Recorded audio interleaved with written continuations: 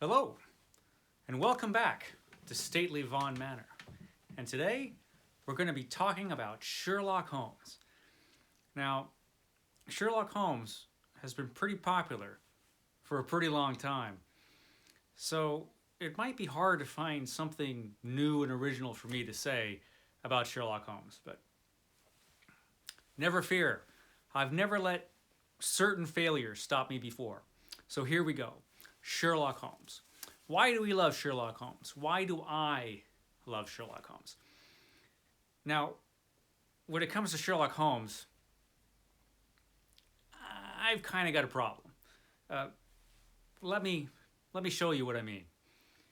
So I've got the Barnes and Noble paperback complete Sherlock Holmes 2 volumes, the cheapy version. I've got that. I've got the Bantam Classic 2-volume Sherlock Holmes paperback in the slipcase. I've got the extra nice leather-bound complete Sherlock Holmes. I've got the fancy pants Knickerbocker Classics cloth bound in a case complete Sherlock Holmes. And here we get to the good stuff. I've got the new annotated Sherlock Holmes, annotated by Leslie S. Klinger, the brilliant annotator, who also did some great editions of Dracula, Frankenstein, H.P. Lovecraft he did, and of course before all that he did just that magnificent set of Sherlock Holmes, fantastic notes and annotations in that. And greatest of all, I've got the Holy Grail of Sherlock Holmes. I've got the William S. Baring Gould original annotated Sherlock Holmes. I found this in Pegasus Books in Berkeley, and I just about screamed aloud in joy. In fact, I might have screamed aloud in joy because this is fantastic, and I was just so happy to have found it. So yeah, put that back up there. I kind of like Sherlock Holmes. So what is it about Sherlock Holmes that we love so much? I think there's a couple things with Sherlock Holmes. First of all, I think it's his relationship with Watson. And second of all, I think it's about Sherlock Holmes, his personality, and why he does the things that he does. I think with Watson, now Watson is just a great guy and the perfect friend. Watson is the guy that you want as your friend. Just a genuinely fantastic guy. When he first got back from the war, he was injured. He was down on his luck. He had an injury either in his leg or his shoulder. Who knows? But he was injured. And when he met Sherlock Holmes, Holmes was in if memory serves, Holmes was in a hospital laboratory beating a corpse with a stick to see if bruises would form on the corpse. And here's the thing about Sherlock Holmes at that point in Sherlock Holmes' life.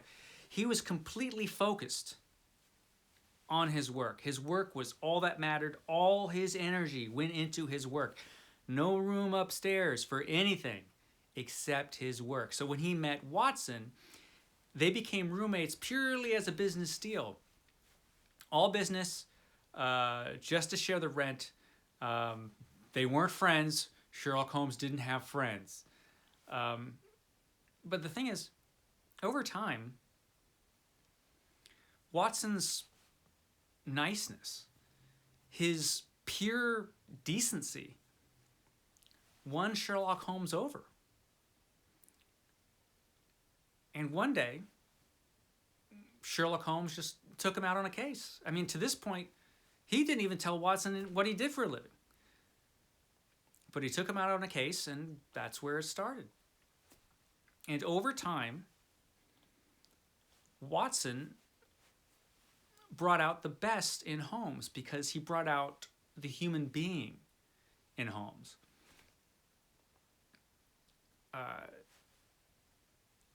Sherlock Holmes is often characterized as being all-brained, like he's the master detective, all brain, no emotion. But really, that's not really true. And I think you can see that as the series progresses. Watson did humanize him. And over time, if you read the books in order that they were released as books, and that's the way I recommend you do it, if you read through it like that, you'll see that. And Sherlock Holmes, whenever Watson would get in trouble, that's when Sherlock Holmes would lose it, and that's when you'd see it. That's when the humanity would come out. And the great Sir Arthur Conan Doyle, he showed you that. That whole thing about Sherlock Holmes being a cold-blooded master detective that he presented, whether that was intentional or not on Sherlock's part, he did present that. But there were moments where Arthur Conan Doyle allowed you to see beyond that, he showed you that Sherlock Holmes was more than that. And I think that speaks to us. I mean, let's face it, who knows what Sherlock Holmes would be like without Watson? If he had kept that single-mindedness. He was a drug addict. He gave up cocaine for Watson. He didn't do it for himself. He never would have done it for himself. He did it for Watson. Yeah. And I think that's one of the things that we respond to as readers. And like I said, the other thing was Sherlock Holmes' personality. Famously, Sir Arthur Conan Doyle kind of had a grudge against Holmes after a while because Sir Arthur Conan Doyle wanted his serious work to shine, and he felt, well, Sherlock Holmes was taking away from that. So he killed him, famously. And of course, the whole world went crazy because everybody loved Sherlock Holmes. They loved him back then just like they love him now. So Arthur Conan Doyle had to bring him back, whether he liked it or not. But I think that whole thing is a little exaggerated. I think that Sir Arthur Conan Doyle realized how good Sherlock Holmes had been to him. And I think he warmed up to Holmes again. I think so. If you read the books carefully, and I have, I think you can see that. And certainly, the other thing I was going to talk about was Sherlock Holmes, his personality, why he does the things that he does. We love him, and he's lasted this long, not just because he's a master detective, and he is a master detective. I mean, he could look at your shoe, and he'll know what you did for the past 6 weeks. That's the kind of guy he was. He was great at what he did, and he always was. But the thing with Holmes is he was strange. He was aloof. He lived in his brain. He had no social skills at all. I mean, none. And he didn't care.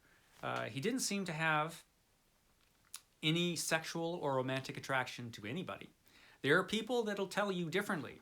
There are lots of theories. He was in love with Eileen Adler, the woman, or he was in love with Watson. You'll see theories like that, but if you actually read the text, that's not there. Sherlock Holmes didn't care about that at all. So when you hear those theories or read those theories, the people who are writing or saying those things, they're telling you a lot about themselves, but they're not telling you much about Sherlock Holmes, if anything. It's just something about us as humans. We think, when other people have attractions that are different than our own, or if they're, heaven forbid, not attracted to anybody, we just can't accept it because it's different than how we feel. And so we have to project, our own feelings on these other people. But really, Sherlock Holmes didn't care. Some people don't, and that's okay. Thing about Sherlock Holmes is, that's one of the things that made him an oddball. He had a few things that made him different, and that's the thing. And this, I think, is the secret of Sherlock Holmes. He took all of his weirdness and he used it to make his life better and to help other people. And I wonder if more of us could do the same. Because I think what Sherlock Holmes teaches us is that all those things that make us feel a little weird, or makes us socially awkward, or that makes us embarrassed about ourselves, anything about ourselves that we think is strange, all that stuff, that's the good stuff. That's the stuff you want to hold on to, that you want to cherish, and that you want to use like Sherlock Holmes did. Some people can do it. Sherlock Holmes could do it. And remember, Sherlock Holmes wouldn't be anywhere if he was normal. So I hope you like this video. And I hope you come back next time, because next time I return to the vault of ancient science fiction. And I'm going to bring up treasures for us to see and enjoy. So until that time, thank you so much for spending your time with me. I hope you have a great day, and I'll catch you next time at Stately Vaughan Manor. Thank you so much. Bye.